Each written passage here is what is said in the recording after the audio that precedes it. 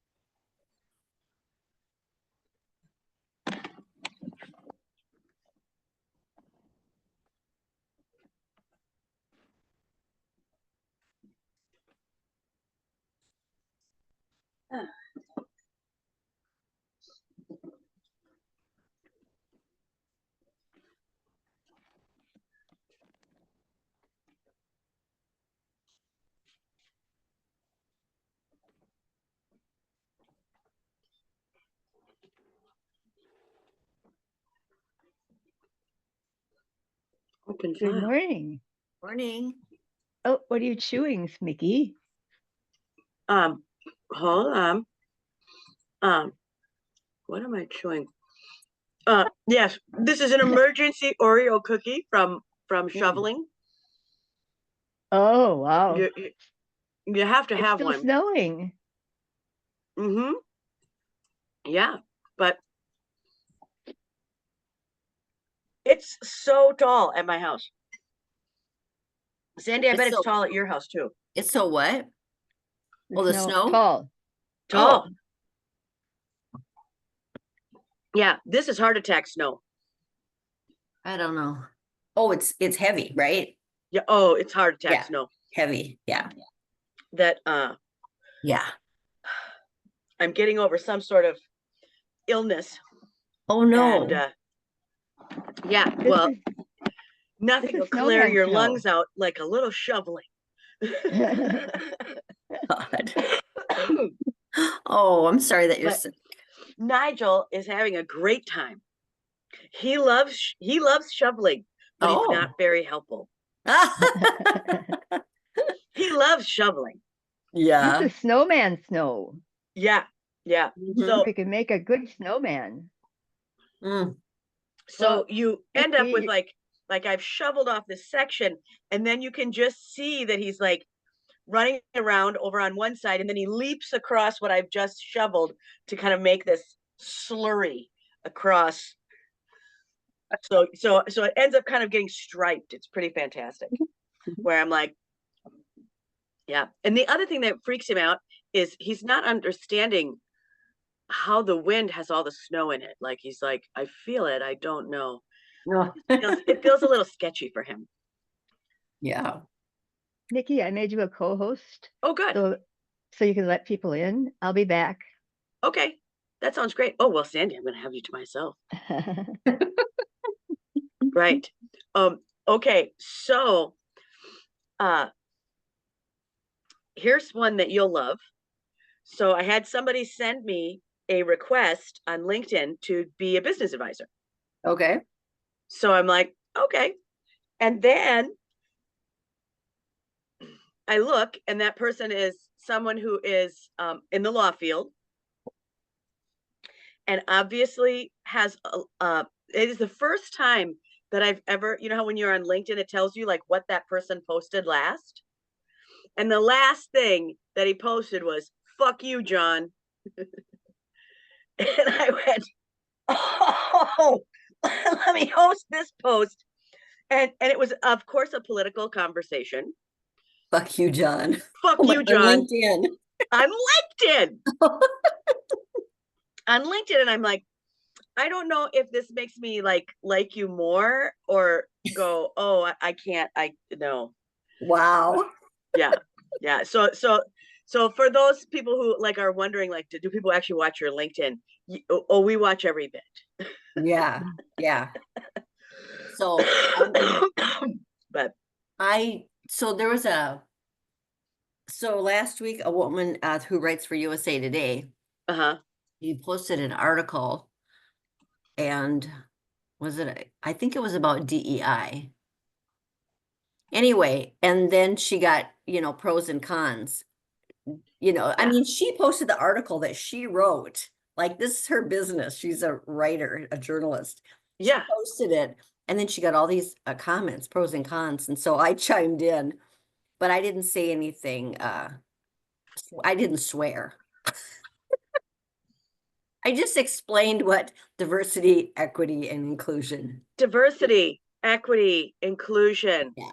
Not a bad idea. Right. Not a bad idea. Yeah. Not a bad idea. But yeah, I thought, wow, this is on LinkedIn. All these people are commenting on LinkedIn. Oh, I can't believe it. I can't believe it. Where I'm like, you guys, where has the threshold?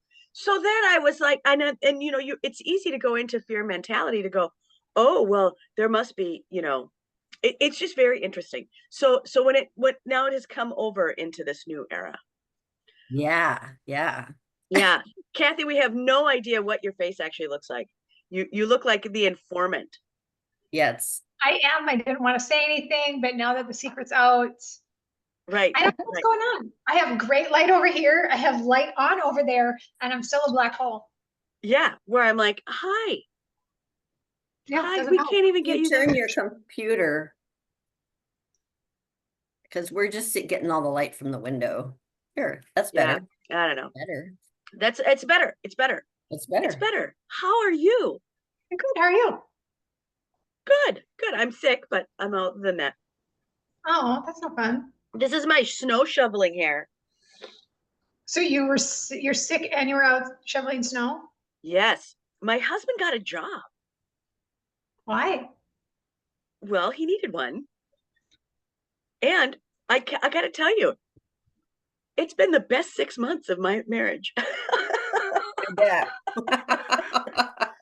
I just pack that lunch and get you out the door. It's fantastic. Yeah. Let me pack your lunch for you. Yeah, whole house to yourself is pretty magical. Yeah, it's never in our whole 26 years. Really? I don't know. He's always worked from home? Always, I didn't know that. since 2007. I mean, since we've lived together. Yeah, yeah. So his office went into where my office used to be, and it used to be our daughter Lindsay's room, and she had painted it hot pink and like 6 coats of paint. Nice. Like Victoria's Secret hot pink. And then she took and cut out all of these pictures. I think our Walgreens bill was like $1,000 of photos that she just sent to get done. And then she cut them all out and then covered her room in pictures of her and her friends having a good time. Oh, that's cute. Sure. And then on You're 6 so nice, coats of Mickey. paint, clink, So yeah, I was like, this is a memorial I don't even know what to do with. It's fantastic. It's so fantastic. So what is Mark doing for work? Well, Sandy gets to see him all the time. He's a mailman, and many times it's in our neighborhood. So I'll be sitting here, and here comes Mark with the mail. Yeah. Oh my gosh, that's perfect for him. He gets to be out walking around with people, stop at all home day, for lunch. all day. Yeah, so many steps. It's 30,000 a day. That's insane. Yeah. Now I don't know if you guys ever. So when we were young and we had this thing called moon boots. Yes. Do you remember moon boots? Bread bags? Sandy, did you ever wear moon boots? They were from the 70s. They were like thick, kind of. But they didn't actually withhold water very well. No. So you would put a bread bag on your feet, and then you would put your things into the moon boots. Okay. And then you stayed nice and warm while you were outside to play. And I don't know. Did you do this trick? Oh, so everybody I knew had moon boots. We weren't rich enough to have them. Oh, okay. That's what the bougie kids had. Oh, got it. Right. Well, we had moon boots, but they didn't. They were crummy. So we would do this thing where, and so Mark was like, "Oh, my feet are getting wet out there," and I'm like, "Look, I know this is going to sound really weird, but you might want to try it. It's worked for me really well, which is I'll put some bread bags on your things." And he didn't feel good about the bread bags, so he put on the cover of the New York Times, which of course you and I both know it's not going to work. It's too thin. It's too thin. You got to have a bread bag. It's got to be a bread bag. It's gotta be right back. And he's like, "Why is this bread bag thing?" I said, "Because they put bread bags are built different than just regular bags." Mhm. So he goes into work, and the guy standing next to him can see underneath his pant leg. And then he looks a little closer and he goes, "Mark, why are you wearing bread bags on your feet?" So he had to explain to everyone in the post office about his crazy wife who said this works. He goes, "And it does. It keeps my feet dry all day, warm and dry." They stay warm too, because the moon boots, I don't feel like your feet were ever warm. They were never warm, but the plastic holds all the heat in. So you stay toasty and dry, and you have socks on, but yeah. So he's out with his bread bag feet today. Today's got to be a tough day to be a mailman. Well, they're deciding on how many. If your walk isn't shoveled, they don't have to deliver. So they're like, has anybody even had enough time to go shovel their walk, because it's not coming down and so forth. So they're like, yeah, let's just look. So every mail person right now in our neighborhood, in Sandy's neighborhood, they're all just casing all their mail right now, hoping it keeps snowing so they can go home. We're done snowing here. Are you guys? Well, we aren't. No. Yeah, it's still coming down. Yeah. It's So still good. coming So down good. here too. Yeah. And it's So funny how good. it sticks against the windows. Yeah, it's a good one. Yeah. Okay, well, Okay. let's get started. That was more than you ever needed to know about my life. Kathy, let's start with you. What have you been doing? How are things? This is your topic. Today's topic is your topic. It is, and I was supposed to have a 9 o'clock meeting that got canceled, and I was just going to watch the replay of this because I just think it completely ties into what I need right now. This is your so topic. Yeah. This worked out great. I've been busy with the cabinet business and design, and I just finished a contracting project, a big basement that I did, and it's gone awry a little bit. And so I am feeling a lot of feelings about that project and those customers. Yeah. Because they don't want to pay me now. Yeah. And that doesn't feel very good. No. That's why a contract is so great. Yeah. So I don't really like contracting because people suck. Not really, but yeah. It's more, I like it's a larger scale of revenue. Yep. You have a lot more input, but the amount of change orders and changes and expectations that people have are just so freaking ridiculous. I don't know how you can add 100 things and think that your project cost isn't going to go up, and that my project management fee doesn't go up when it's 20% of your total project cost. Right. So that part I don't like. So I don't know that I'll be doing that. I mean, I think I would still manage a small bathroom or something like that, but this was a really big project, and it was probably out of my league, but I was kind of pulled in by a friend and wanted to be helpful. So it is what it is. Cabinet business is busy. It just hiring a drafts person. Our drafts person is gonna leave to have a baby and probably not come back for a while.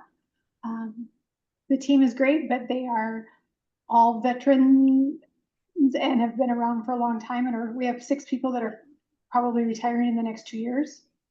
Oh, wow. Yeah. So I actually signed up for a bunch of job fairs with colleges and local businesses in the greater St. Cloud area to try and recruit some young people into the field. Yeah. And you are, where is that area? Are you saying St. Cloud? Yeah, so we're in the cabinet shop's in Rockville. Okay. I finally got our website done and updated, which is awesome. And I have control now of all of our social media accounts. I just need to start populating them, which is another Good. full-time job. Yeah. Well, I have a really close connection with the credit union in St. Cloud. So, Thanks. but they would have, their people. So St. Cloud is oddly leading the pack on bringing blockchain to the to credit unions, and St. Cloud is This is leading your the new pack math. for the country. This is your new math thing, right? Yeah, math. It's so good. We love math. So, yeah. So that's a big thing. So welcome back. It sounds like you need to be here. Yeah, I need to be here for this. And then of course the design business is still going really well. It's a slow time of year and I'm still busy. So that feels great. I think everybody's nervous about the economy and what that means for all of us. But all in all, I feel great. Yeah, good. Well, welcome back. We're glad you're here. Good to be here. We're glad you're here. Okay, Sandy, how are you? You got to unmute so we can hear all the details. Sorry, Sandy's pipeline is full right now. I muted because Bruce is making noise in the other room. Oh, he has a room. So the year has started off well. I had I've had 4 sales. I think I've had 4 sales. Anyways, I had a closing last Friday, and then I have 3 closing in March. I think like in 2 weeks, I have 3 closings. Yeah, so it's been and it's been easy. The listing had some difficulties, but the clients were good to work with. Yeah. What else is going on? I don't know. Mickey probably remembers more about what I'm doing than I do. Right. Well, Sandy's in our Monday night class, so I get to see her every Monday night. Yeah. For the 90 days of wealth organization. Yeah. So and she's slaying it. So I will say that. Well, last night when I didn't watch the speech, but I watched a little bit of the of the recap on MSNBC. Not even the recap, but I got so tense, in my chest, and I just and I've been being pretty cool. Yeah. And so I went to bed and I started having all of these ideas. It's like, I feel like my Mickey classes might be kicking in. Yeah. For money making and stuff like that. Oh, wow. Well, that's fantastic. Yeah. So it's like necessity is the mother of invention. And I feel like there's necessary things right now. Like, yeah. How do we, anyway. There's never been a better time. 1, 2, take a breath. Right. Review your life, right? Yeah. Love on what you got. Exactly. Love on what you got. Yeah. Really looking at what's working. Yes. That's going to be in today's presentation. But again, it is going to be 1,400 days of reflection. Contrast and reflection. Yeah. Yep. So one of the things, so I'm going to probably, I recorded it already and I'm just deciding if it's appropriate, but I do have a little love note for everybody on what's happening. So there are some things that will make you not freak out as much. So, and one of them is, right, that you control your own life. The assets that you have, you already own. And you'll be forced to manage them a little more tightly. I just did a big presentation for community action, parents in community action. And it was the same presentation I make annually on just poverty. What are the numbers? Just getting people to understand what bootstrap being looks like and feels like and what it isn't, and just giving people kind of what are the real data sets of numbers. And I will tell you that everybody left that room to go, oh, I've heard these things, but I didn't hear them like that.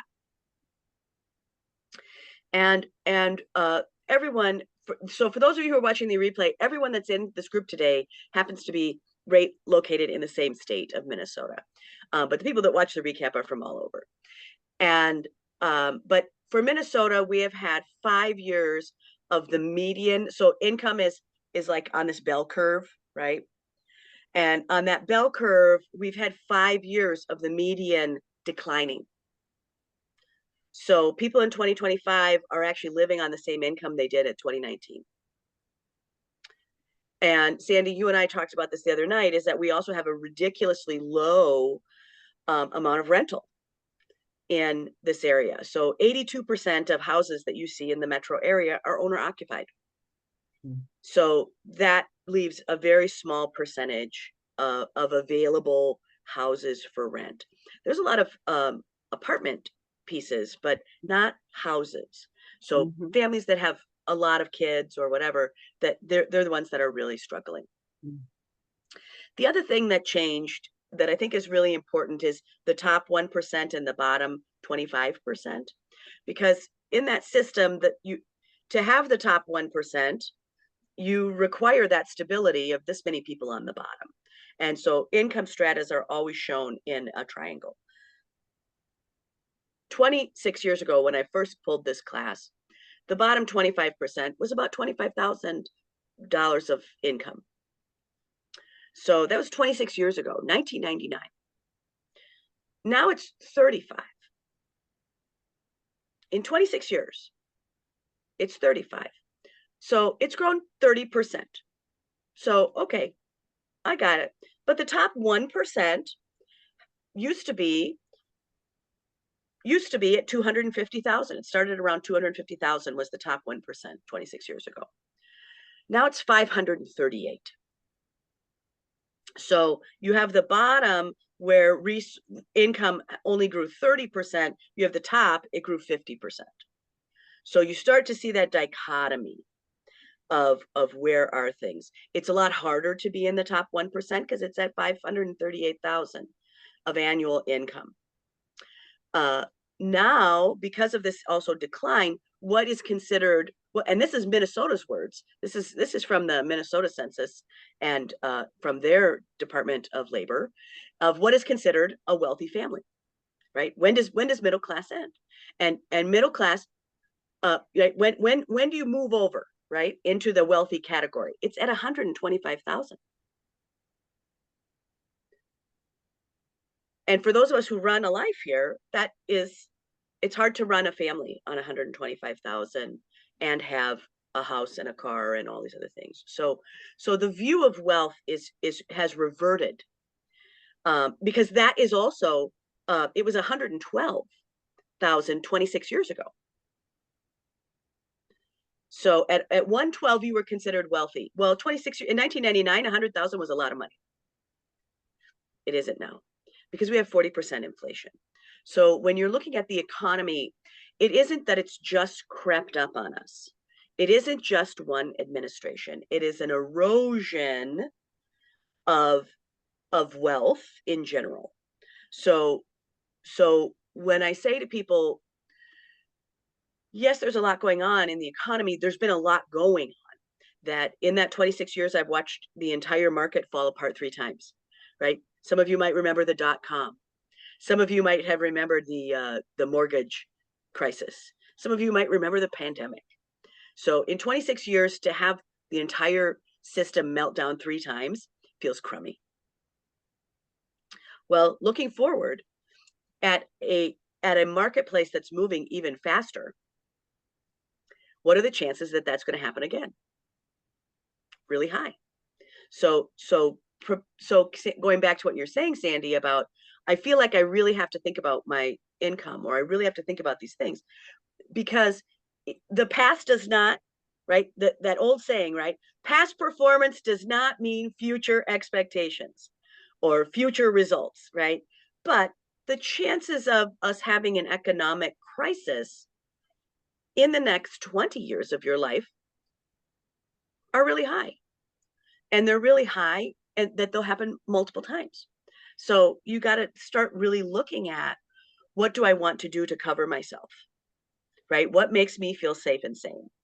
And that those are the different kinds of kind of planning questions around your business, around your staffing, around your ROI on product. You're going to really go, look, I have to stay much more available to market decline. And I'm teaching market decline more than I've ever taught it in 26 years. Of the market fluctuation, if you are agile, you won't die, right? That I was really proud of myself and all of the business owners that I hosted, is that zero died during COVID, 0 of them, because they were used to that agility, right? They're comfortable with change. They're comfortable with whatever. So in today's topic on delegation, I do want you to think about delegation differently. And I'm going to give you some different ways to look at it and some different ways to think about delegation, because it's going to be the tool that'll give you agility. And it'll give you agility so that you can focus on the things that actually nobody else can do. Because the magic that's in your business is really you. And it's there. Okay, Karen's back. I'm going to do a hi, hello from Karen. Karen, what's new? And then I'm going to go into class. What's new? What's new? The snow is brand new. Mm. And not too much. I've been writing some. I have what you have. So I have a runny nose. Yeah. And It's no fun. I'm hoping that they put enough money in the government so that I get my my Social Security stuff done. That'd be great. Yeah. Yeah. I hope so too. Yeah, I have a federal pension, and so Social Security only lets you have 25% of what you're due. They call it the windfall, and they just rescinded that. So they're supposed to pay me more, and they're supposed to have it retroactive to last January. But then at the end of that, they say, well, so far, no money has been allocated to process it. So we'll see what happens. We'll But see that what would be happens. super. That would be super. But otherwise, my everything is pretty much fixed. I'm really enjoying writing again, which I haven't done for a long time. And that's about it. Well, good. Well, thanks for setting up the shop for us. Yeah. We do appreciate it so much. Okay. And I was going to ask, Kathy, do you watch the replays much? Oh, you got to unmute. Yeah. Not as often as I would like, but I've been trying to, yes.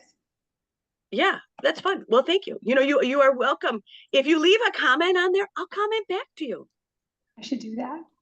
Yeah, because we listen to them. We actually listen to your comments. But sometimes it's the way for you to go, hi, Mickey. It is. That's exactly what I was thinking. Because I just miss you. So you are welcome to just leave a random note on them to let me go. Or a joke. I would love a joke. I have a really funny joke. Oh my gosh, let's do it now. The dad joke. So prepare yourself. Where do Okay. bad rainbows go? Where do what? Bad rainbows go. Oh, where do bad rainbows go? I don't know. They go to prism. It's a light sentence, but it gives them time to reflect. It's So a bad. light sentence. And then what's the last part? But it gives them time to reflect. Yep, that's a pretty awesome joke. That's a pretty awesome joke. Okay, so today on delegation, I'm going to also bring you that from the prosperity mindset. So again, remember, perception is based on what you already know. So I do need you to kind of think of what you think may need to change, right? So what you think about delegation might need to change. So I'm just going to kind of open with that. And let's talk about how cute this little face is. So again, right, there's no greater gift that we can give to ourselves than to really focus on the things that bring us awe, that keep us creative, that keep us deliciously engaged with our life. And sometimes just a little face like this is enough, right? Just, I mean, this is why cat videos are still here, right? Because sometimes we just need a little bit of cuteness. For those of you who are watching this on the replay, thank you so much for being here. My name is Mickey Myquworth, and I am a business strategist, and I am a two-time winner of the Top Woman in Finance. Most people know me from writing the Prosperity Business Model.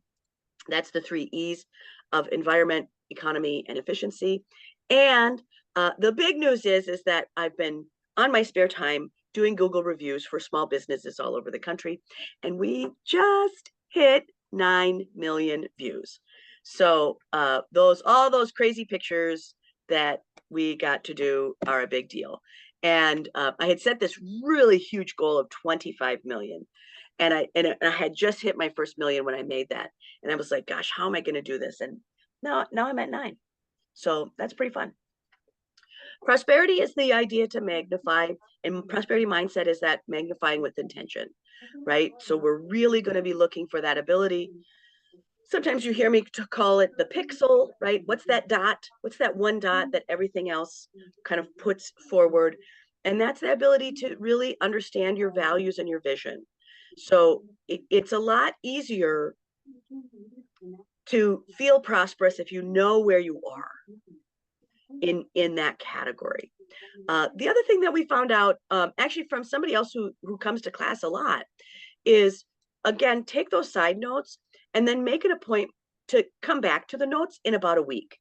One of the things that other student gave me as just feedback was how great it was that I tell you to take a screenshot, like to use your phone and take a picture of the screen, because she goes back and reviews them on her phone. And she said, it's so funny that I'll look back at that class sometimes 6 months later and I'll go, oh yeah, oh yeah. So that's your superpower today, is if something's interesting, take a screenshot on your phone. She has a folder of them. So she just starts to kind of look through the messages that were important to her. And it just keeps it top of mind. So if you have notes today, look at them again in another week, or use the phone tip. So one of the things about small business that I remind everybody about is that you are growing something important. And delegation, this is where the lie starts, is not about just offloading a task, okay? It is about redistributing responsibilities, specifically in a way that promotes growth, right? So you're really looking to delegate first in ways that'll promote growth. They'll save time, but they're going to also ensure an optimal outcome. I mean, so you want to really look at those 3 things, is right, redistributing responsibility. And I'm going to give you some ROIs on what that looks like. But this is another one of, like, if I were going to take a picture, this is the one I would take a picture of, because it's a reminder that delegation's been sold to you in the wrong way. And when I look at that, I put the bottom 2 in green, but for those of you who are building a team, that while all 5 of these are important, which is why you can screenshot them, but it's really what you want out of a team is you really want that autonomy and that problem solving. And that's the only way you're going to get it, is delegation.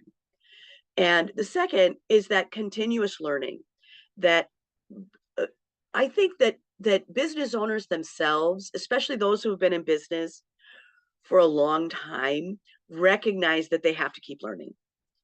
That's the tool. That's the tool. And when you get rid of that, things get really sticky. So you have to really consider that as a tool to build continuous learning. So delegation is also about continuous learning. And it also is about, when you have a team, the Marines have done a really good job of having people really identify, if we have this, it always goes to this person, right? So if you have a problem with X, you always give it to Y. And it isn't just saying, I'm going to do it. It's everyone on the team is going to do that.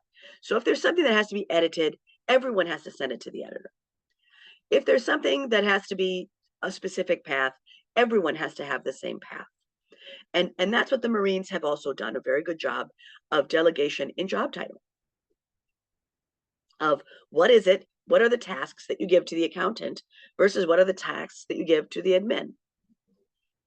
So it's making sure that everyone understands their filters. And that part of problem solving is one of the things, as we talk about training and some of the things that are attached to delegation. Autonomy is actually the secret ROI. That when somebody can do it because they know how you want it done and they just do it, that's where your money's at. That's the big payoff on this topic.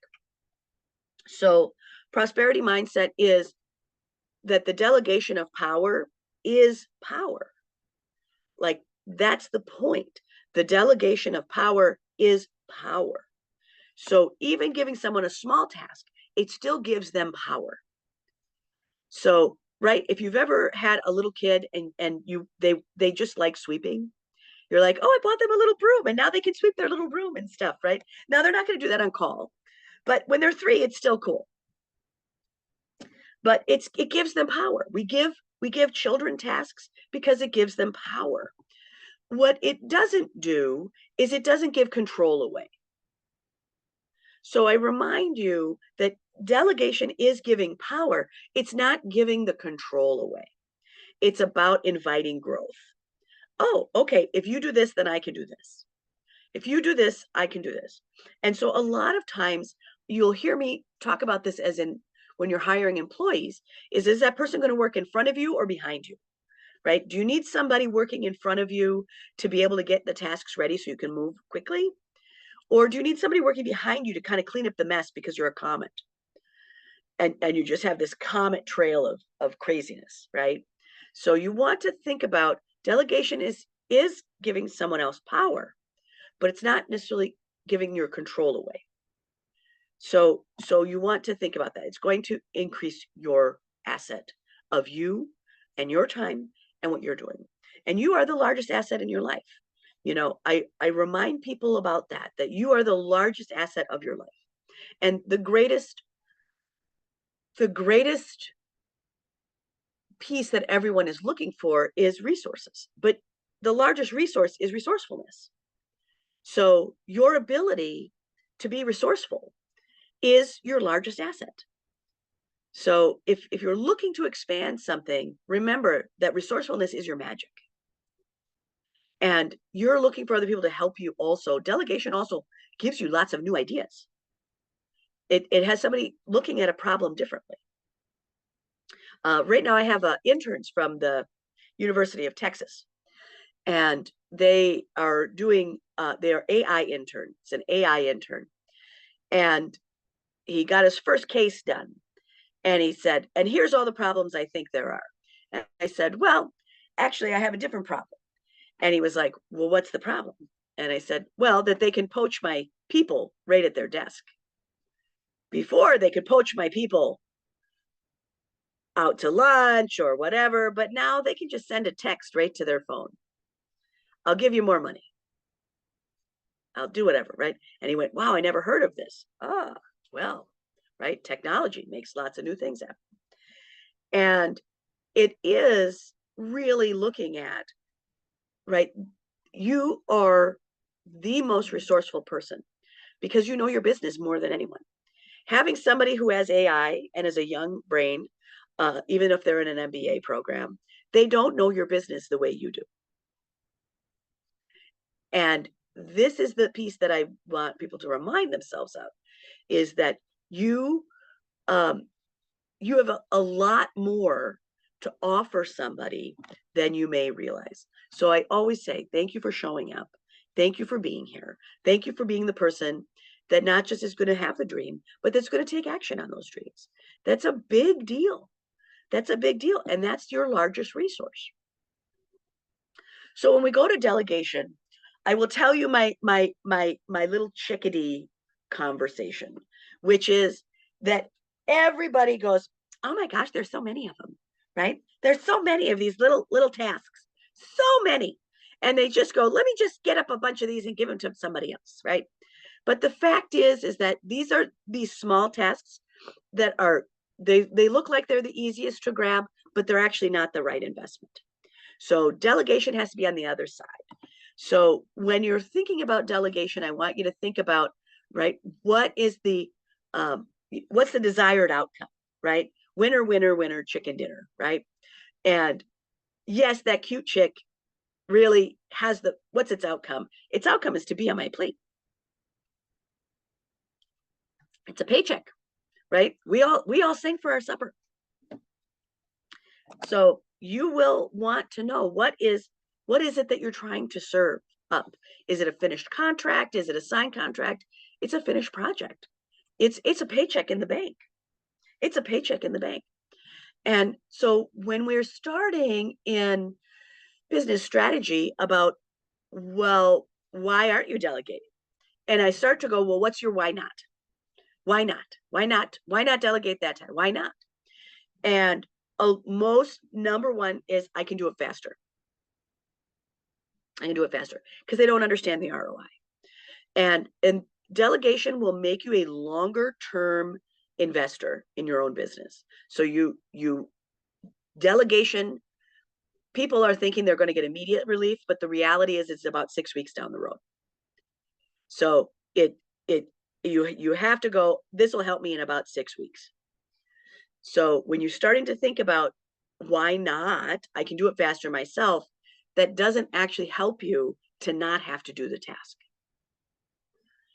And a lot of times I can't trust anyone else to do that. There are a lot of things I don't trust other people to do, but those are the top 3%, not the bottom 97%. So if you can't trust someone to do a certain task, you have to ask yourself why. And is that because there's oversight? Is there whatever? But it is to look at the tasks that you're not going to. I'm not going to argue with anybody to go, no, I don't want anyone else to do that. I see this a lot in designers. I see this a lot in things that have a contract attached to them that no one else can overread that final approval.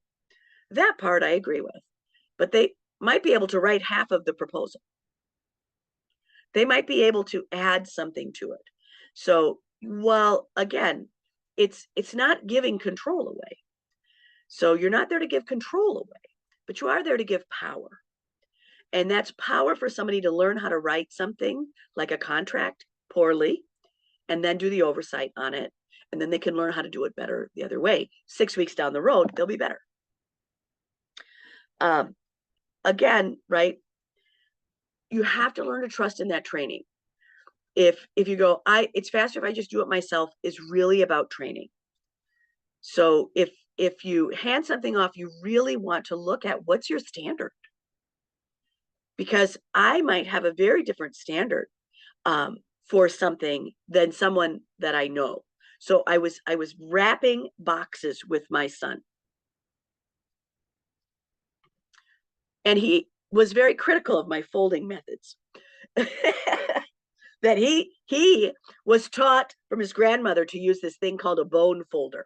So you take something on and you fold a nice crisp line. He was not an approval of my folding methods. And I said, wow, I obviously hold myself to a lower standard than you hold me to. So again, you want to look at what is your standard. My standard was just wrap it. Just wrap it's on there. I have tape. It'll stick. And he's like, no, it has to be creased this way. It has to be this other thing. So you may want to look at what is it? What is the measurement that you have? We don't have to teach somebody to make it an A+ if you're never going to make it past a C. Or you are going to come up to the A+, right? So look at that delegation and go, Am I delegating because I'm tired of the C and I really want that to go to an A+ mode? Then I'm going to trust that I'm the one that's going to get trained. I'm going to learn how to do it better. So sometimes it's different. This was a question that we had last time, and it was really, it's really telling of, is your life efficient or is it scattered? Delegation for people who have a very scattered life is a very difficult task. For people who really like efficiency and crave it and move it into certain orders and like to align that, delegation is much easier because they like things in a certain pattern.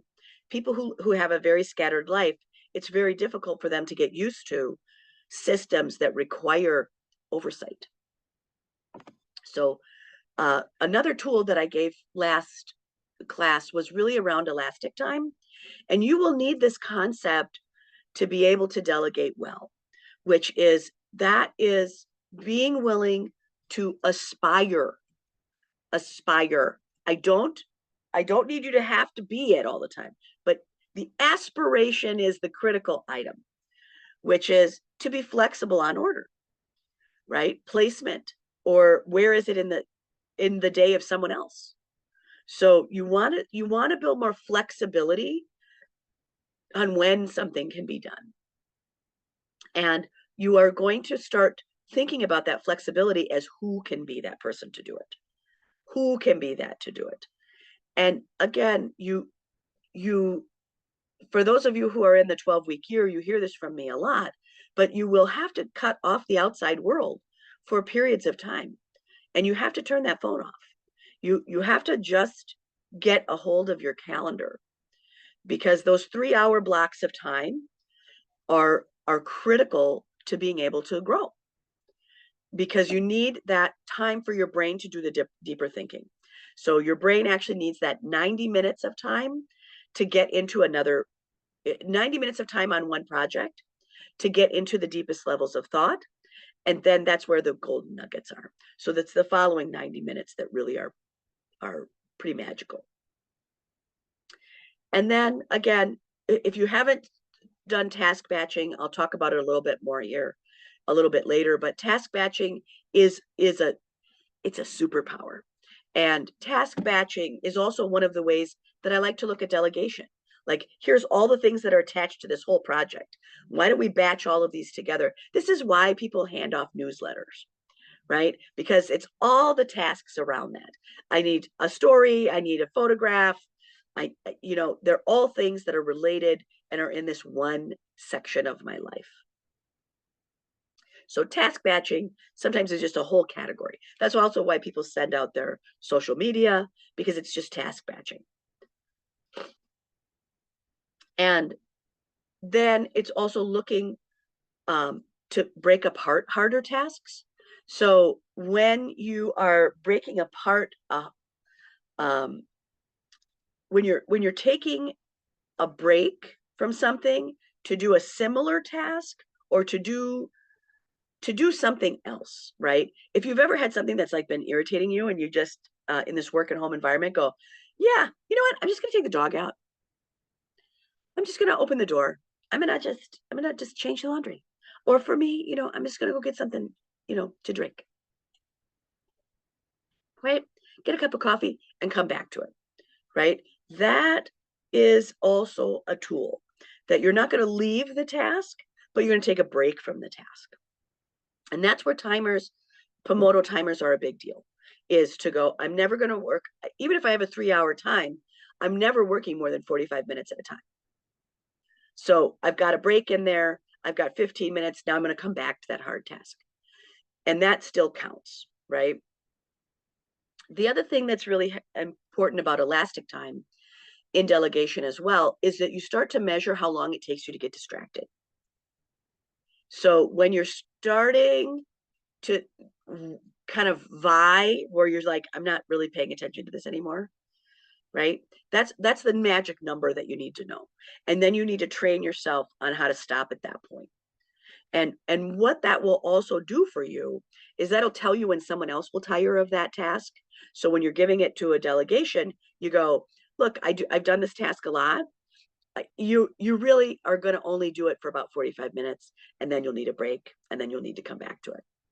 So it's also giving them the pattern so that they can have the same elasticity around the subject that you have. But making time elastic is being flexible in placement and order and so forth. And again, for those of you who remember jeans before they had stretch in them, it's so much better with stretch. It's so much better with stretch. Like, jeans are so much better. They're so much better. And that's exactly what's going to happen with your time. That you're just going to go, oh, let me move it around a little bit. It's just less crummy. So again, it's designing the prosperity you want in your life. You're going to have to map your tasks out. And you're going to map them out in a couple of ways. And one is just that self-reflection, right? What's present? Who do I know? Right? Who are my people? Who are my tools? I think a lot of people have a huge amount of technology that they don't use. That's one of the first things I ask in a business is, what are the technology tools that you have in order of use? And I have seen so many people buy Trello as a productivity tool, and they can't run it after 5 months because they stuck all the stuff in there and they're not able to do the daily sort. What's So Trello? Kathy, go ahead. What's Trello? Trello is a task management software, really common for project management. Trello, Trello. And you'll love it because if you are someone that likes, what's that called? The 3x5 card method or the sticky notes, right? You can have a topic and then you have all these little sticky notes kind of below it. And then you can move them from category to category. Trello is a really helpful tool if you're getting somebody through a process.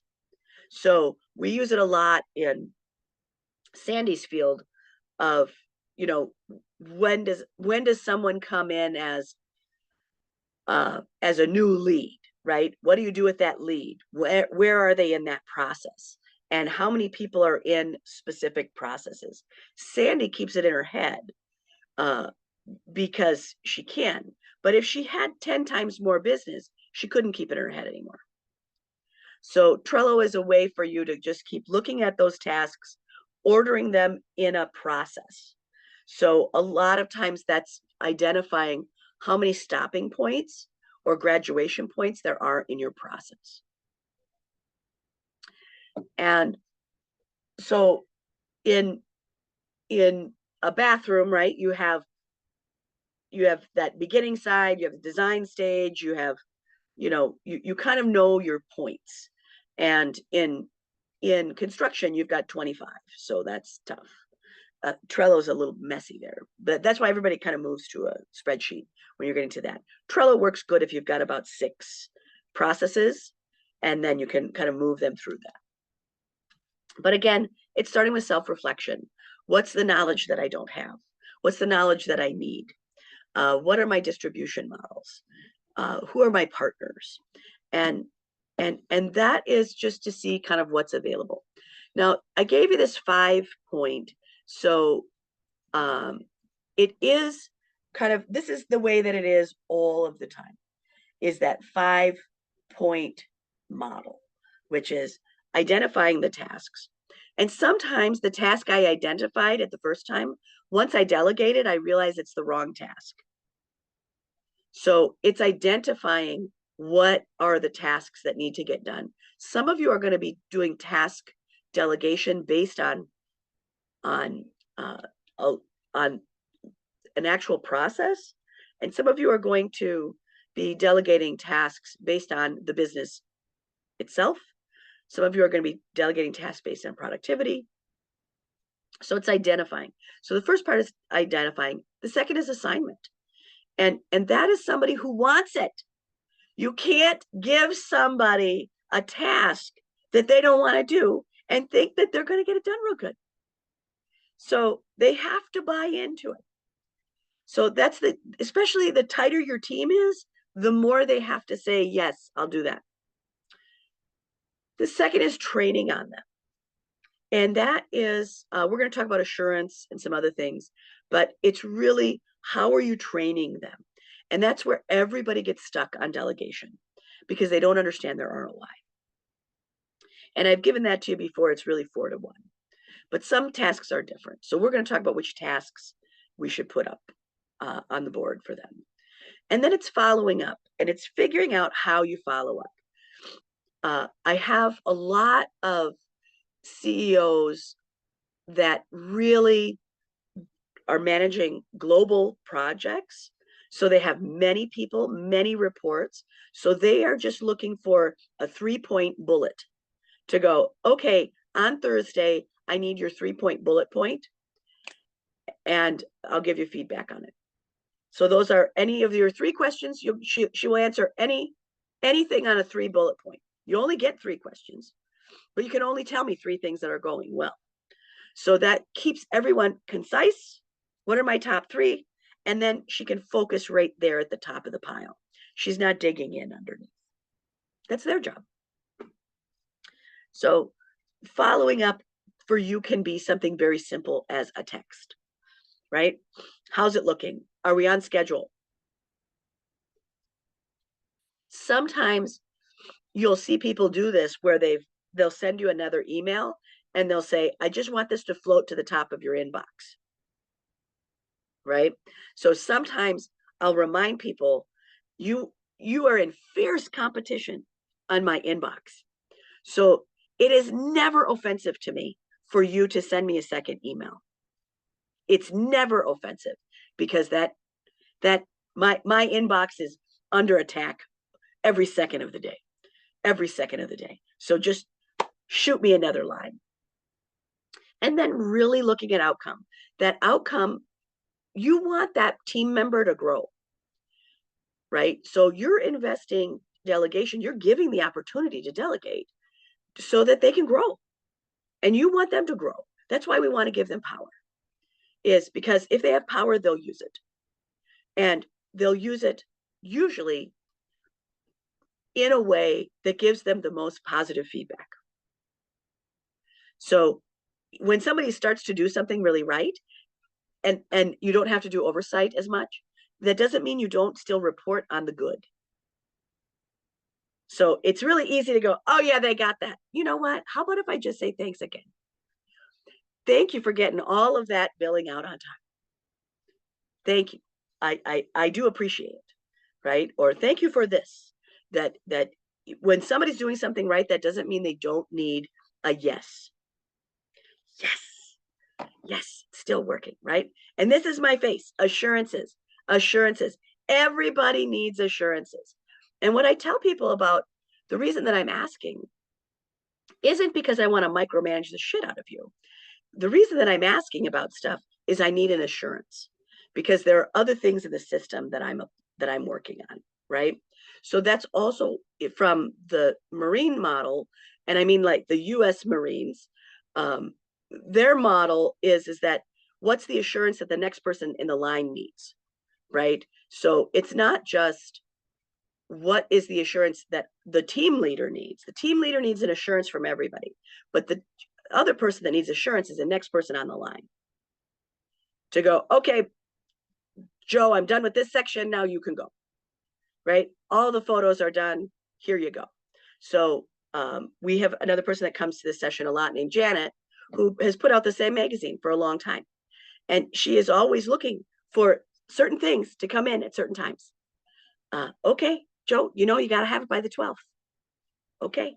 So sometimes it's you're giving assurances, you're having assurances. And sometimes an assurance for me is that I have enough time to repair something. So our intern had put in 10 hours on this business thing in AI. 10 hours in AI is a long time.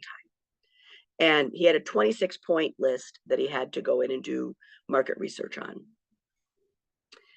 And he's allowed to use AI. And how would he do that? And what I had said to him about that is you have to find, when you're doing data, what's the assurance that you need to make sure you're doing it right? So if I have a 10-hour project, what's the assurance I need at hour 2, hour 4, hour 6, hour 8, and hour 10? And he says, okay, great. So he does this and he goes, are we going to be presenting? I said, I would never do that to you. I would never have you take something that hasn't been reviewed and let you present in case you're wrong. And he was really glad that he had that assurance that he could present and not have it be wrong. Right? And so that's kind of that other piece of a trust, right? That I got your back. I got your back. I got your back. So in our team, if you have a team, this is where you really get to grow them. So I would look at delegation also as a mentorship arm, that this is your chance to grow them so that they can feel valued, but and really helping them understand why you're developing them in this area. Because I really like your creative point of view, or I like this thing about you, or whatever it is. But you want them to be self-sufficient. And you do want them strategically to have tasks that allow them to focus on their highest level priorities. So sometimes the things I delegated at the beginning of the year aren't the same things that they want delegated to them at the end of the year. So it's constantly looking at this piece of where is the most power in that delegation? Who needs that power? And then it's the outcomes. You really want to look at, did that improve? Is it better? Is this actually doing it? I will tell you, we hire a lot of front desk people. And I had somebody that used to really just look for somebody who was at a very low income, at a very low rate, and that they wanted that. And I said, look, I think you're wrong. I think you're wrong. Because I think all of these things need to be done at the front desk, and I don't trust that with somebody who's just learning how to do a front desk job. And we put in a different title and really put them in as a client needs specialist, as opposed to a front desk person. That when we put them in as a client needs specialist, we found that their intake was really about 15 minutes because they were coming in for a complex legal situation. And when we did better intake, it was noticeable. What we noticed for that firm was within about 12 weeks, the income had grown by 200,000 of revenue by just focusing, right, on what's the outcome that you want. You want that file ready when it's handed to a lawyer. You want that sale already sunk before it goes to that lawyer. You want them in that process so they're already engaged. It isn't, and so saying to someone, what's the improved outcome? The improved outcome for all of the lawyers was that all of their new prospects were fully engaged. They'd already filled out their paperwork. They'd already made that decision. Because they've done all that work, they might as well move forward. So it's really looking at what it is that you're going to use. And then I put it on again of that self-reflection of really looking the things in your personal life. If you aren't delegating in your personal life, it's also really hard to delegate in your business life. So I would look at the things that'll support you as you. Sometimes that's hiring a cleaning person. Sometimes that's something as simple as having groceries delivered. There's a lot of different ways, but I would also take that same look at what are the things that can be delegated in my own life that would give me more rest, more relaxation, or more something. And I do that because I also remind people to fill the largest need first. I have a lot of entrepreneurs that are moms, and the largest need that they need is actually around their family. That in order to grow their business, they have to manage their family. So you have to solve the reality of what your needs are first. And, what does that look like? So you're never going to get somebody to focus on their business when they feel that their home life or their parenting is in trouble. And that's true for you as a boss. That's true for all of your employees. So look at that concept of delegation in your own life to also go, what do I need? What do I need the backup on? What do I need the other support? Just having somebody else that can pick your kids up from school is a big deal. So when you're thinking about delegation, I would take this kind of aerial view, right? And I would look at what's the on-ramps, what the off-ramps, like what's your process? What's your process? Because it's not linear. It's not linear. That out of everybody that's on this call today, none of us have things that are just A to B.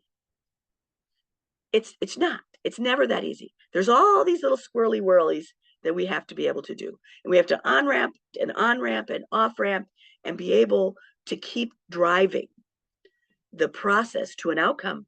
But sometimes it's messy. Sometimes it's messy. So part of delegation is learning your on-ramps and your off-ramps. So when this happens, then we off-ramp to here. When this happens, we on-ramp to here. So when you're thinking about delegation and you're doing that high view, you're really looking for the other tools that you're going to need, which is what happens when it gets swirly. And it always gets swirly. And then I would timeline those tasks. I used a picture of a very small baby in the beginning in this other picture, but this time I put a larger, right? Because 5 years goes by really fast. 5 years goes by really fast, right? Look at how cute that baby was. Oh my goodness. They become this in an instant. In an instant. And 5 years in your business, it comes in an instant. It's so fast. It's so fast. So you want to start timelining things. And timeline is sometimes about revenue. It's sometimes around what you no longer want to do. You get to timeline in whatever way that works for you. But here's the meat, okay? So the timelining the tasks are that, again, I'm gonna encourage you to do the large ones first, because those are the ones that you'll get the largest amount of ROI on, but it takes the largest amount of technical time. So you may get that out of your standard operating procedures, you may get that out of your SOPs, but you're looking for the highest complexity task to train a trusted person in will give you the most. That's why we have all these other C-suite roles, right? We used to just have a CEO. Now we have a COO, a CTO, a CMO, right? Because we needed people in these highly specialized tasks. So when you're thinking about that, you want to look at those highly specialized tasks. And sometimes that's really looking at a COO. And a COO is really operations, right? Understanding the operations portion of profitability. These are technical tasks that I will often hire in. If you are putting them into kind of your second in command, then you're really looking at these are 10 to 20 hours of phasing someone in over time. It's training them over a series of 6 to 8 weeks. And it's training them for that 6 to 8 weeks, but your ROI isn't going to come for another 6 or 8 weeks. So doing these high impact pieces will give you the largest flexibility in your business. But you got to look at what that is. So can somebody else show a house, right? Can someone else, put that first draft of design together? So when I look at this, I have 3 kind of outdoor meals, right? So one, you can think about that as putting on together this beautiful meal outside, right? Farm to table, we love it. Then comes my little barbecue section, right? This one, it's still delicious, but it's not nearly as difficult. Medium complexity. And these are a lot of times the things that are going to give you the most movement. So medium tech flexibility is usually what gives somebody their largest movement. And a lot of people start here because it gives them their calendar back, right? Having somebody put things on your calendar, having that person respond to emails, right? Basic admin. This is where most people find that win is, right? Just breaking it in. And that's that kind of barbecue of life. And then we have these little picnic tasks, right? These are those small things you just put into a basket. We also call that task batching. While they feel like you're winning because so many of them get done, right? You don't have all these little things chirping on your desk anymore. While it feels very satisfying at first, it'll never make you as much money as the first one. Having someone else that can review a contract, that can understand the math, that can do high-level functions is worth more to you. 100%. But we're so want to grab that cute little chirpy chick and put it into our basket because it gives us the illusion of order. The illusion of order. The other thing with that small little chirping pile is you end up with a lot of non-essential tasks in there. And your first round of delegation, you want to focus on essential tasks. But non-essential tasks have a lot to tell us. And so you're going to have to really understand what are your non-essentials, but you still like them. I still need them, but they're not essential to doing the business. But they're essential to running my life, right? So I'll give you an example. I like a clean car. I feel better with a clean car. And I don't like a car that doesn't have gas. Now, while these do not run my business, they are non-essential tasks, but they still have value to me. And that's where people don't understand non-essential tasks. They're like, no, I need that stuff done. Well, but it's not an essential to you task. It isn't always essential to you. So do I have to stand there and hand wash my car? No, I can go through a drive-through. Right? Can I, put a list together of stuff I need every week and then figure that out? Yes. Can I have it delivered? Yeah. So automation will help you with a lot of non-essential tasks. Something as simple as the notes section in your phone will help you. Linchpins are everybody's deal. So when you're looking at delegation, you have to learn what is the obstacle for delivery. So when you are thinking about what's the obstacle to delivery is, how do I get my paycheck? Sometimes the obstacle is that I'm not paid often enough in the process, right? Sometimes it is that something else is expected at delivery. This is where contracts are really helpful. Having a contract allows me to get rid of an obstacle. That's why I like contracts. And so when you're starting to look for linchpins, you're just starting to look at like what are the parts of my process I dread? Right? What is the sticky wicket?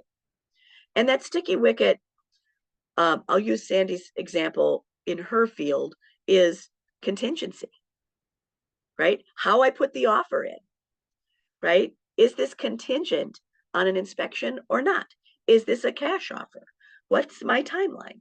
Right? Sometimes just knowing what the linchpins are helps you walk through them and give another tool, right? So sometimes when people forget a really long appointment, they were ready for it, but they maybe forgot it, or that emergency. But I'll just touch back and go, you know what? Do you want to just have a 30-minute check-in so we can keep going? That they're like, yes, because then they don't feel like it's a total fail, right? Sure. What ended up happening out of that linchpin is that I ended up with 30 minutes more of billing. So sometimes a linchpin isn't about losing money. Delay does not mean deny. But sometimes it's about just working the system so you can keep it working. So working a linchpin will often pay me more,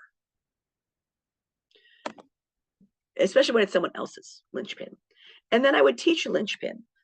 This concept is really helpful for your customers to understand and for you to understand. So I had a system that was sending out a billing reminder, and every accountant that gets it is like, turn off the reminder, I know it's here. But people who have a very big lifestyle, they need that to keep coming up into their mailbox because they forget. So it's like, oh, okay, well, here's the linchpin that you're coming in an email and people don't have the email. So the vast majority of single people that are paying my bill need a reminder. The vast majority of things that are going to an accounting department don't. They're going to get it on the first ring because they're an intact team. So think about where your linchpin is and teach it. Teach it to your people, teach it to your clients to go, look, these are the 4 places that you can get stuck. Right? Scope creep. Number 1 linchpin to your process. If we have talked about this, this is where you're going. Here are the 4 linchpins that are going to be here. You. If you scope creep, this will never get done. So we have to have all of our ideas out on the thing. We have to agree on them. And at this point, you can't change stuff. So, right, what is scope creep? So teaching people what their linchpins are and why they're expensive for them. But linchpins are really about, right, getting new growth in. The reason that you want to remove a linchpin is so that you can get things flowing, but that's the fastest way to get something new to grow. You want that because guess what? New is the constant. And that's the thing that I remind everybody about, that there's something new for you to learn every single year. And there's something new for you to give up every single year. There are systems that aren't going to work for you anymore. And that's okay.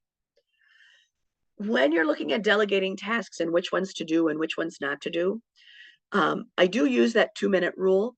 Again, if it's something that's on your desk that you could have put as a pile and then handed somebody that kind of basket of chicks, I remind people, don't do that. It's actually faster if you take that 2-minute task and just finish it, or as opposed to batching them, because then you just start to get this little bit of anxiety of all these tasks that are piling up. And then they start to chirp a little louder. So you want to just take, if it's 2 minutes or under, do it right now. Do it right now. Switch the laundry, right? If it's send an email, send an email. If it's look at your bank balance, look at your bank balance. Whatever that is, if it's under 2 minutes, do it, because it'll just free up your anxiety. It'll free up the buildup. And it also helps in decision-making fatigue. So when you get that dopamine of done, it re-ups the piece of going, oh, I have strength for a new task. When one is completed, you're like, oh yeah, okay. Winning, ta-ta, ta-ta, right? That's why the ta-da list is so popular for those of you who are in the 12-week year. This is kind of a secret, which is really looking at a different way to look at a timeline. And this is the timeline for what is time available. So sometimes there's projects are really going in a condensed timeline. So there are times when you can't interrupt the process very easily. You just have to let it go. So there's time available to make decisions, and then there's time that there isn't, right? I can't, when I'm at the table and we're ready to go, that's not the time to make a decision change, right? So you want to be able to timeline of what is the time available to work on a project, and what are the resources that you have to invest in that. I might not have time to insert a new project. I might not have in time to train in a new person, but I have to look at when is that time available. So It's just pulling out your timeline a little bit to go, hey, in the fall, we're on-ramping this. In the spring, we're going to on-ramp this. And especially for things that have seasonality, we absolutely have, there's time for it here, there's not time for it here. So another one of my clients is he does outdoor yard design, but he only does it in square shapes. He does modern. He's not, if you want a curved line, he's not your guy. He likes very modern looks, and he does that work in that design. And one of the things is that there's time available to do that in this amount, right? From November to March, there's time available for that. From March through October, there's no time for that. So he just reminds people, this is the time that's available to do your design. If you don't have design work done after March, there isn't time available to do that. But it also helps him get the money in the door.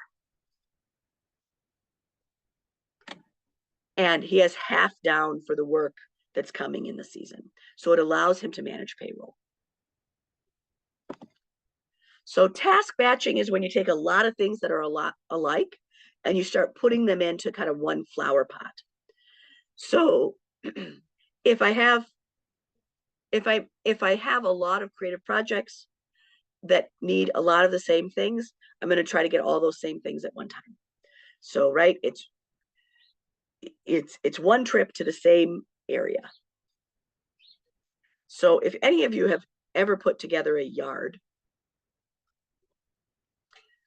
the reason that you want to go with a list or a plan for your yard is because you don't really want to run back 5 times for mulch. You really want to go, hey, do I have a system that reminds me that I need 16 bags of mulch? Right? What's my list from last year? Right? Sometimes just putting a list together of what you have to have for that yard will allow you to task batch. So sometimes a list is a task batch to go, oh, I'm going to need this. And then I have one Menards run, right? Or one Home Depot run, or one Lowe's run. Let me get all of the things at one time.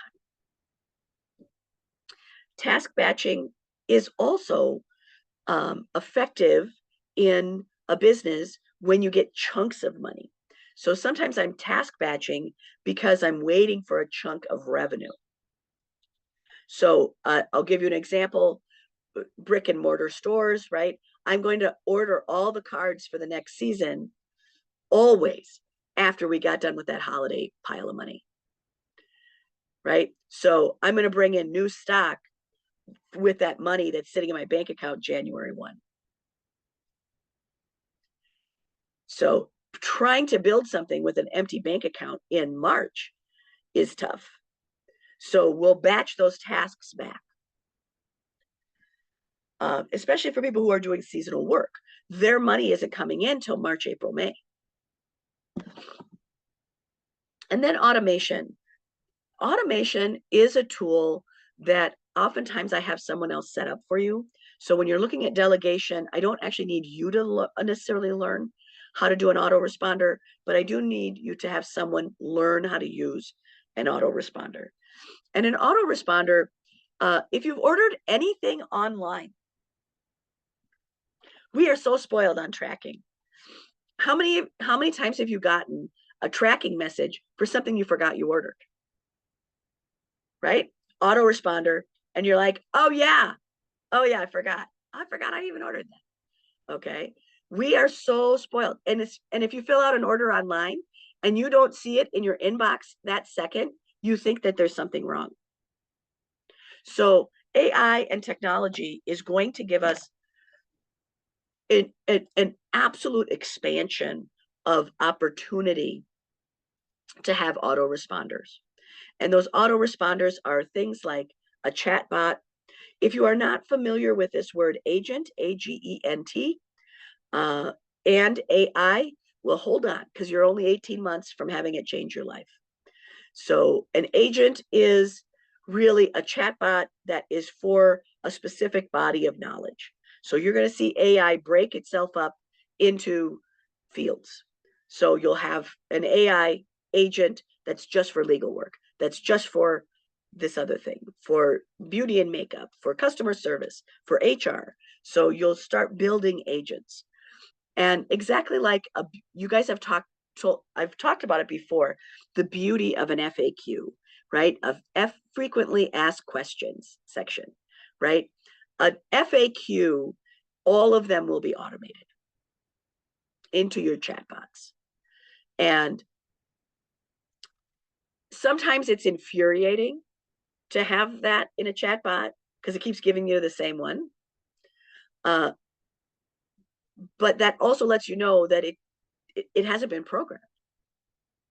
But what's going to happen in the next 18 months is that everybody's going to have AI review all of them and give them a new set of FAQs. So now you'll get to real time go, oh, this person asked this question. We need an answer for that. So you're going to see a lot of changes happen in auto reminders. The other thing is that if you're not using automation tools for yourself, you should start. Because anyone who has an iPhone, anyone who has any modern technology phone has a notes section. You have an auto reminder section. You can set them up. So every Thursday, you might need to water your plants. Every Thursday, you might need to put in a grocery order. Every Thursday, you might need to do something else. So you want to put those auto reminders in. On administrative tasks, when we are walking through a system like Trello, right? Trello, right? And we're telling somebody, here's the process we're going to take our customers through. I will have the front desk staff put a reminder in on their calendar to check their Trello because Susie Smith is moving into this next stage. Is this right? Is Susie Smith at this stage? They should be here. They should be here. They should be here. So sometimes when you're looking at admin and that admin is helping you through a system, it is helping that admin know what are the autoresponders that they need to put on your calendar so that you can have an assurance that something is moving through. Just seeing Mary Smith's name reminds me that Mary Smith exists. Because if I only saw Mary Smith 9 months ago, I don't know Mary Smith exists anymore. So it's looking at how auto reminders are really going to help you. And that notes section is what we call a capturing method. And that capturing method is your magic, right? How do you write something down? How do you get a whole list? I have one that I adopted from my brother. This word called skeezy, S-K-E-E-Z-Y. It's sketchy and sort of sleazy at one time, right? He likes that word and he made it up, skeezy, right? It's sketchy and it's kind of sleazy, like, And I'm like, I'm going to use that. But now I can just note search that word. Nothing else am I using that list on, but now I can find my list very easily. And I put everything on that list. And then that's my capturing method. So you'll want one list that is just this big folder capturing tool, because that will also help you understand what you need someone else to keep track of. If I'm putting a lot of things for me to remind myself on, it's so they don't get lost.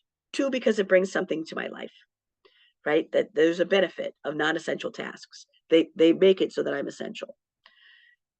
But there's also the room to see it's Thursday. These are the tasks that have to get done on Thursday.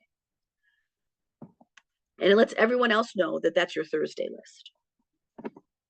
So it's very helpful. Now, every single time that I am working with strategists, everybody has this like knotted brush of tasks, this beastly pile that they have been ignoring or abusing or not doing or whatever. And those are projects that I just go, we don't have to take those on first, but they do need to be in the top 5. So a lot of times what comes first is the linchpin. So yes, do you need a whole new system? Do you need your whole new website? Yes, but that isn't going to bring us cash. So it's going to be in our top 5, but the first thing we're going to focus on is those linchpins, because linchpins bring in money. So it's so easy to go, this is my biggest problem, but is it? But is it the linchpin? And so delegation and functionality has to come into those linchpins first. When I get to a new case, the first question that I ask as a financial strategist is, what is working? That, if you are not asking yourself that, you're missing out on your amplification spot. So what do I mean by that? You'll get more amplify the things that are already working and making those work better or bigger and amplifying from there than you are to start something new, even if it's in that category. So I'll give you an example. If you have a class that you teach and it leads to all of these people signing up for your services, that's working, right? Teach more classes. Or how do we make those classes more something, right? How do we build on that class structure? How do we lead on that follow-up? What do we do with a new name? And getting to know what's working, if something is already delivering customers, we'll take more. So if you have someone that always sends you a lead, but they only have 1 or 2, find out what makes them that person that refers, right? Because if they're that way, chances are their friends are that way. That's also why so many entrepreneurs hang out with entrepreneurs, because it's really easy to give a name out. It's really easy to give a referral.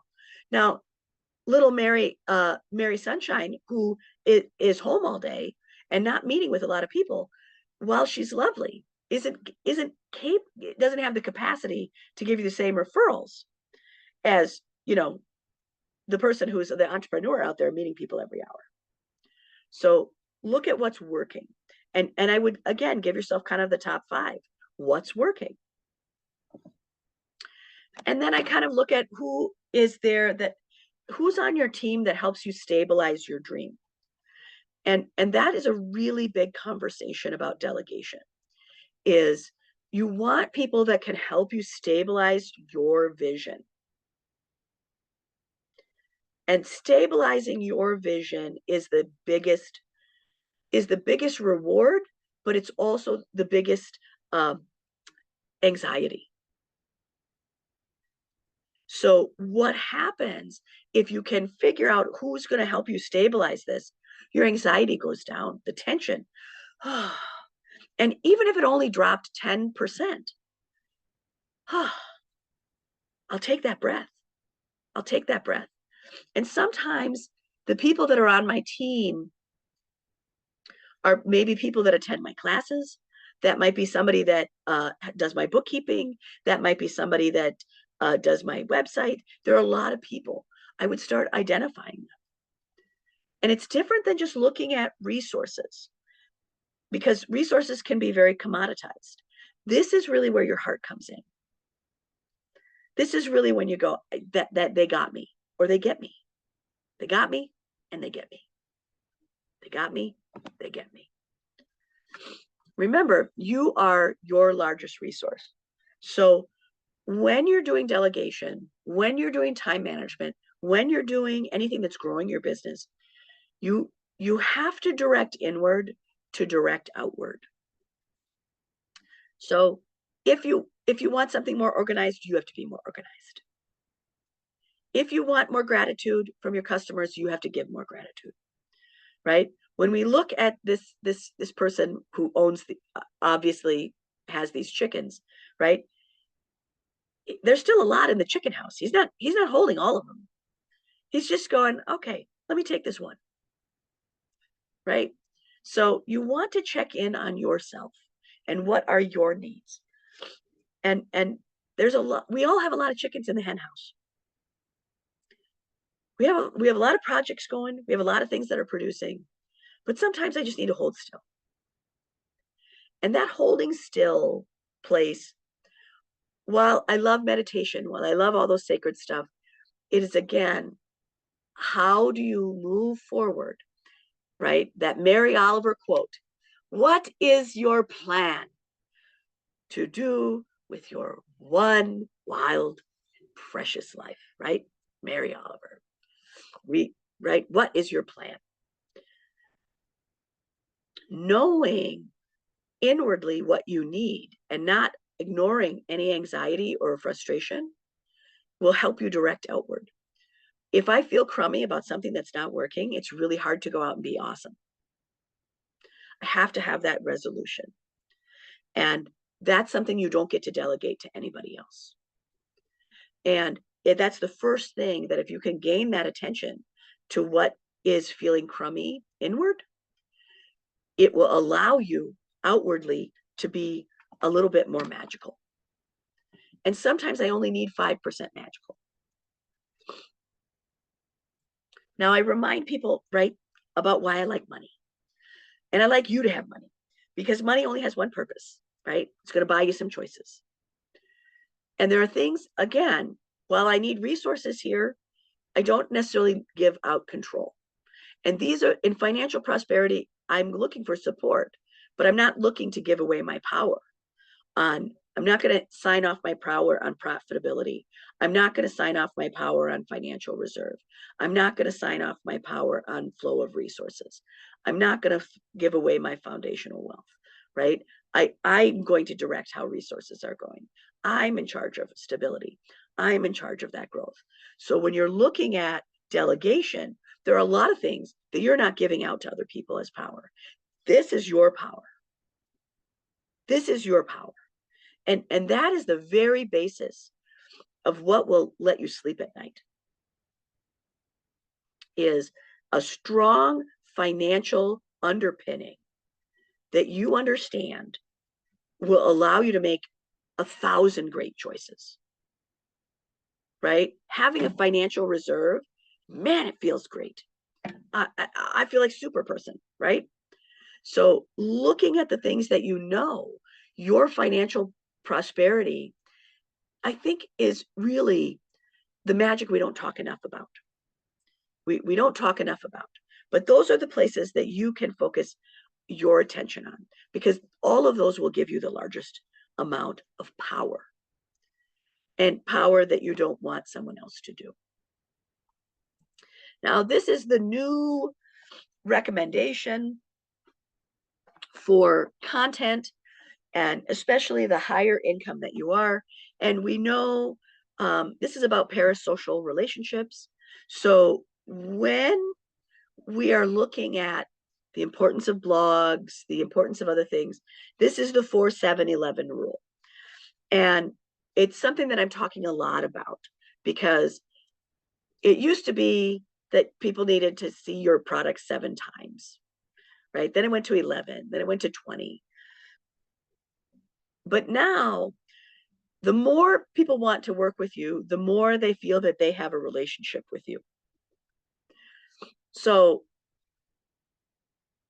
we will be building relationships with people that are parasocial, right? That they're using them online. If you ever have somebody that you love to follow on YouTube, you know it. They're a part of your life. You feel like you get them, or they get you, or that's really helpful.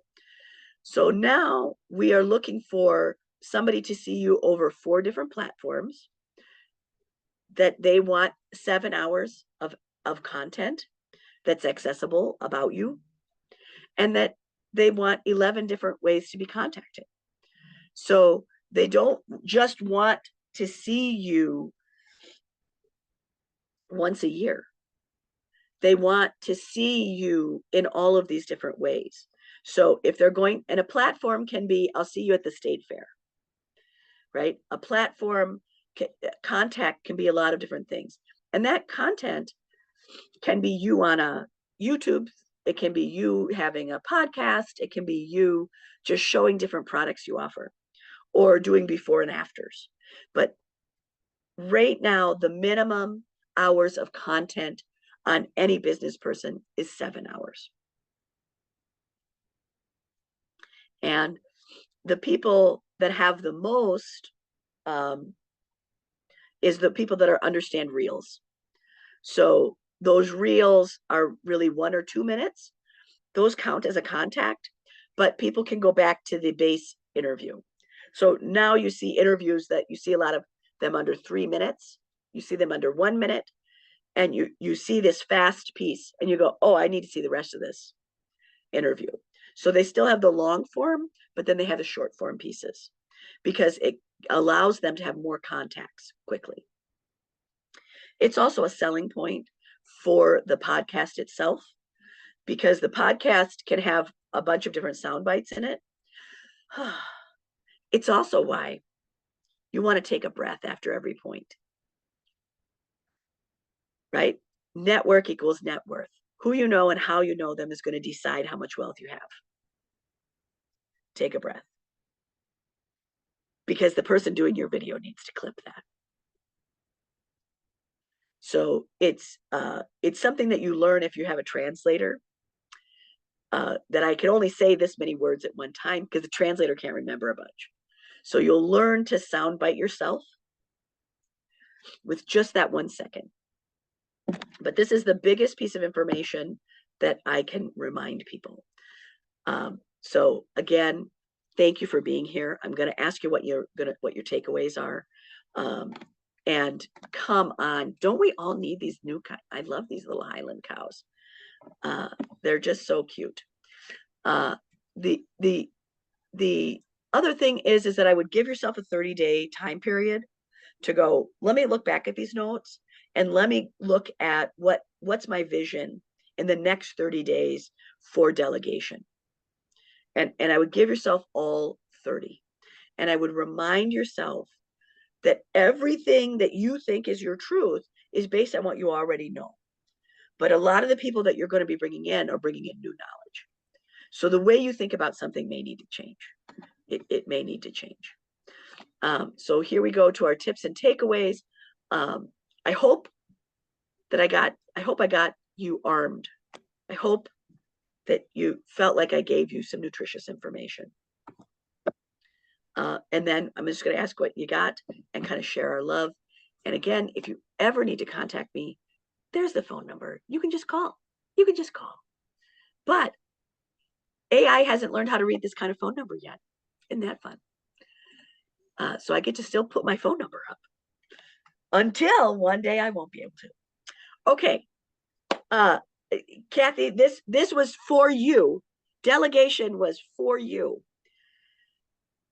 I can't wait to see what you picked. What was your take? What's your takeaway? I need to ask myself the question if I need somebody working in front of me or behind me. Never thought of it like that. It was always just, what can I give away? Right. What do I not have to do? Right. But the idea of having somebody work either in front of you or behind you, or maybe one of each, or somebody to do one part of one and one part of another, but looking at how does that get me ahead, or how does that keep me moving? Yeah. What else? Because I feel like there was probably 4 or 5 that came for you. That's a big one for you right now. I think the chicks, the baby chicks, and the large task is really the one that's going to give me the most time back and allow me to make more money. And right away I was like, accounting. That's the one task that I struggle with. It takes an entire day. If I could give that to someone, I would free up an entire day worth that I could book appointments, that I could work on selections, that I could go on the boat. Maybe not today, but yeah, no boat today. But yeah, that's a big deal. And accounting is a good one to give. Billing, it's a good one to give. And I think you'll enjoy the P&L. I mean, I think you'll enjoy having somebody explain accounting to you differently. Yes, because why I haven't given it away yet is because I like to see, I like to know what's going on, but it would be much nicer if somebody could go, this is what's going on. Yeah. And I think you already using QuickBooks? No. Oh yeah. So Yeah. This is going to be so fun. There's a concept for you called chart of accounts, and you will like that. But that'll be the most interesting thing for you in being able to understand what's going on, is a chart of accounts. Okay, Sandy, what's your takeaway? You have a couple of doozies in here. Do I? Yeah. Well, okay, so one of the things that really takes up a lot of time that I always say, oh, I spend too much time doing this. Well, it is what it is. It's what I feel like I need to do is when I'm working on the market analysis. I Yes. spend a lot of time on it. And anyway, and I usually come up with a good value, you know. I mean, I'm usually pretty in the ballpark most Right. of the time. So I'm doing a good job. But it's like, and I've wished, like I just hate it. It's very time consuming and I'm So uncomfortable time with consuming. it. And I don't even really like presenting it. I don't feel like it necessarily looks that professional. I mean, I make it look good, but okay. So I was talking to another agent this week and he said, this one gal that works with him, she does all their CMAs. She Oh, does wow. their CMAs and he goes, she does a really good job. I'm like, oh my God. Because he was telling me, well, she does transaction coordination too, and she's way overcharging. You know, like that's not. But then he told me what she charges for a CMA. I'm like, I'd pay that like so happily. I would pay that. Yeah. So anyway, she and I are going to have a conversation after the meeting. I'm like, and he showed me what she does for the CMA. He showed me what it looked like. And I'm like, I love it. I love it. I love it. So anyway, so that would be like, I didn't even think that was possible to have somebody else do my CMA. But here's the deal. So the woman that she works for, you know, basically full time, this woman lives in California, but she works for an agent in my office. This agent has taught this woman how to do the CMA. She's That's taught right. her how to do it, Yeah. how she wants it done. So she spent the time to train this woman, and now she does the CMA. So that's the kind of thing that I've never taught anybody how to do anything complex, Right. you know, nothing. So that really spoke to me. Like, I mean, so the CMA, I mean, if she can do it for me, I will be great. I mean, that will be fine, but you know, there's other stuff that I do too. Now, I do have a transaction coordinator. I mean, I have a lot of things that people Yes. do for me that I pay for. But like I'm working with Ty now, and I also have my licensed assistant that works for me. I'm not giving either of them enough hours. You know, I just am, you know, don't like to give stuff away. So I really have to look at that. Like, what are the things that I could train somebody else, spend the time to train them to do, and then that would take something else off my plate. Right. Right. I don't And necessarily. that high level task that you exactly, I couldn't ask for a better example of why you take that highest, most difficult task first Yeah. and train at that highest level. Yeah. It's a complex task. It takes a long time, but that agent, I mean, they get that return every single sale. Right. Right. Exactly. So Yeah. anyway, okay, I love so it. yeah, Karen, so anything for you? Oh, no, I'm coming back, Sandy. Karen, anything for you? Any takeaway? Well, it's all, my word for the year is curiosity. So when you come up with a subject for NW2 and I do the research, I learn a lot. And I learned a lot from this one. And it's interesting to see how you put it all together because I just do the base research, right? Right. And so that's one thing you've kind of given away. But you get it back and it's like it's all not all done for you, but you can put it together better. Yes.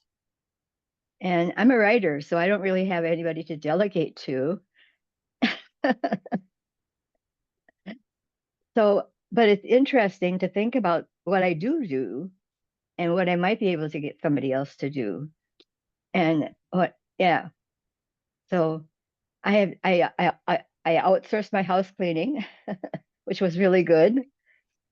And there's a few other things I think I would like to have done for me that I have to, I have to make sure that my grandson doesn't think I need that because he'll try to do it. Yes. Yeah. Yes. He likes helping you. So Yeah. next time, tell him about next time. The next NW2 is about Oh, distribution, right? oh yeah. Yeah. That's another really good one on, right, how distribution model is really about how to close that sale, right? Who, how is your product being distributed into the marketplace? And distribution is a big deal. It's also a place where you can expand on how what you're selling and how is that. I will say have for Kathy, have you used AI in your process at all? Yep, you got to unmute. I use AI for writing a lot when I need to draft an email that's complex or that I maybe have feelings around that I don't want those feelings in the email. I just want it to be factual. Yep. I use AI a lot for that. I haven't used it as far as design because I'm not in general. The images that I'm showing people are either stuff from Pinterest, and we're going to create something like this, and we'll layer the pieces, and they have actual samples, so they don't necessarily need a visual of what that's going to look like, because we've kind of created that with blind trust. Mm-hmm. Mm-hmm. Well, I think when I look at for you, it would be AI will help you in your standard operating procedures. It'll help you streamline, like, is there a way, here's my process now. Is this, what am I missing? AI does a really good job of responding to a document. It does. And it also does things you don't think it could do. Like, what did Poppy put in? She put in something about her life. But there are so many things. I use it a lot because it's fun. And so I use it for writer's prompts for my writing group. They come up with some pretty crazy stuff, but I would never have thought of it. Oh yeah. Yeah. And so you just have to experiment with what you're putting in for them to look at, for AI to look at. And Does it'll come anybody have any back. favorites? I've been looking at doing an AI agent for an admin stuff to be able to streamline some admin tasks that my admin doesn't have the bandwidth to be able to give a lot more time. So how can I take some of the tasks that I would have maybe given her and give it to AI? Yep. And Copilot is probably where you're going to start with that. Yeah. So Copilot is the furthest along in agents. And they're really looking at that, and that's really looking at that FAQ list of what are those frequently asked questions that you have from your admin task, or what's the, what are the questions that people have on that call. So it's really looking at that kind of chatbot conversation. The other thing is that AI is very fast. So you put it in and it comes out as crap. So you just go on to the next thing, and you can copy it and put it into a Word document if you want. So it's you. Yeah, it is, yeah. and I do the same thing. Like I give it like, this is what I want it to sound like. This is what I have written so far. Yep. Can you make it sound better, smoother, faster, whatever? And it does an amazing job. Yeah, yeah. And it's around organizing ideas, but but AI is very effective for organizing processes. So if you give it a process, a lot of times I can just ask it a question. Where's the linchpin in this process? Or where is, a tool to add a resource? How can I add resources to this process? So there's a lot of fun ways to play with it. But your admin also is doing a lot of ordering. Is that true or no? Are you doing a lot of work? Ordering. Ordering, no, I don't do any ordering anymore. Oh, good. Who does the ordering? The contractor or the homeowner. Oh, good. Well, there's an A+. Yeah, delegated that because the amount of time that I have into it, I can't bill that much time for how much time it takes. People don't realize that you have 2 hours in ordering and then another hour in questions and did this come in yet? Can you send me a return label? Right. That was something that I gave away quite a while ago. So really it's documenting, taking the selections and documenting them in Folio, and then doing a lot of scheduling and sometimes some follow-up with customers. Right. And it'll be interesting to see what's allowed to be automated in Calendarly, right? Is letting people put themselves on your calendar is oftentimes just setting in like 2 hours in a week so that they can make it. You don't have to have them all of your time, but you can go, I'm willing to make mistakes on this many hours so that somebody can get in without you having to do any feedback. And Calendarly also allows you to open up only 1 week section. So you can go, look, here's the 1 week of time I will give you, as opposed to here's my whole calendar. Yeah, because my schedule changes dramatically just from morning to end. Yeah, a lot. Okay, Sandy, I had interrupted you. What else is your takeaway?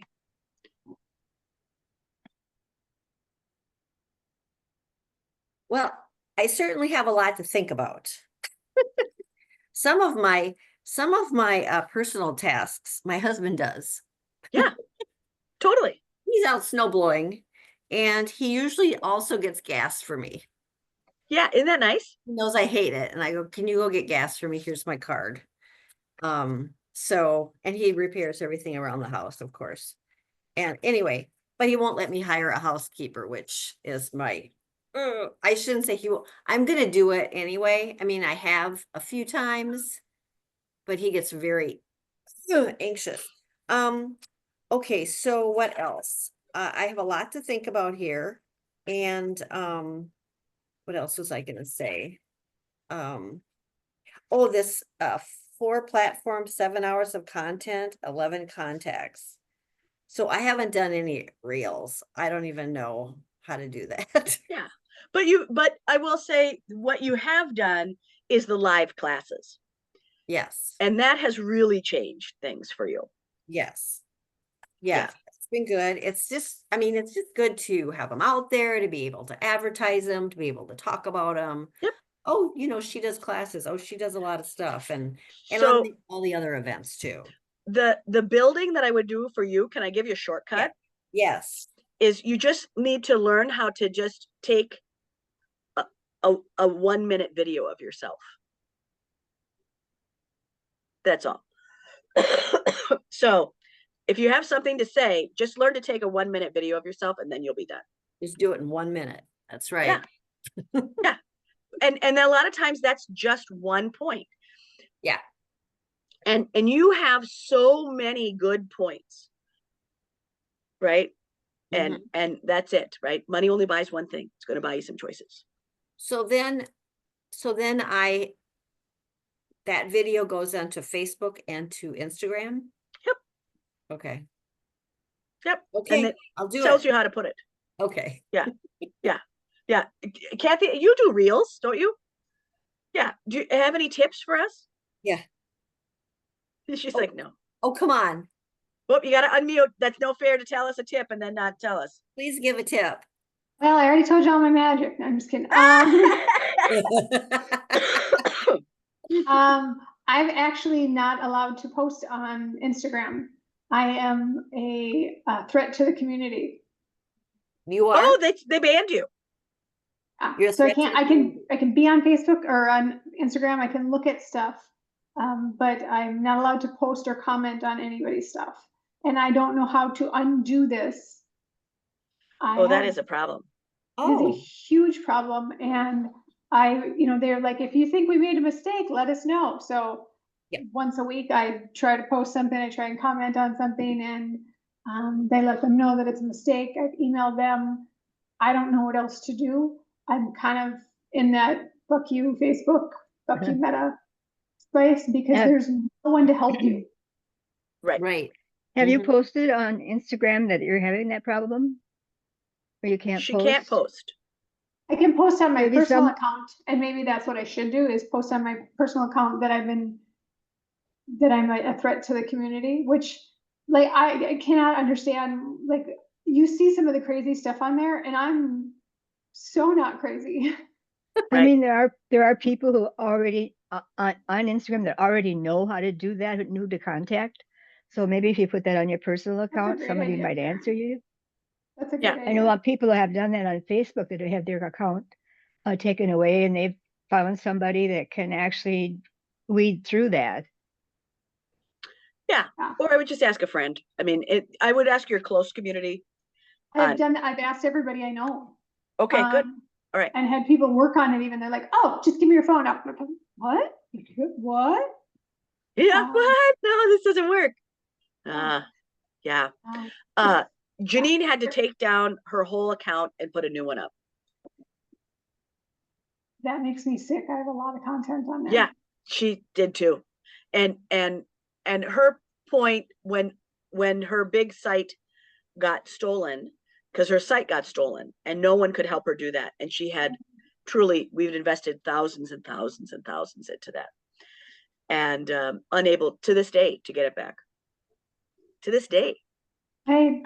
So yes, she ended up having to tear it down and really be aware of how she stored her content, because a lot of things she just put up, but she didn't actually build the wealth in the back end very well. Right. So you actually have to manage that asset and the back end too. And I'm not good at that either because it's so like fly by the seat of my shorts. Like, oh, I should post something. And then Right. Right. But so yeah, what I would tell you about posting is I take a few videos of like I'm usually in a space and I'm like, oh my goodness, look at the progress. I got to do this. I got to do that. Yes, I love those. And then what I think is getting me trouble is when I say something like, looking forward to see you the next time, which I don't understand why that's a threat to the, but then all those videos that you have can also go up on YouTube. Sure. So I haven't gotten the bandwidth to get to YouTube or to create another thing yet. I actually have to recreate all of the content for the cabinet shop because the content they had was so out of date, or those accounts now I've moved them into my domain. Right.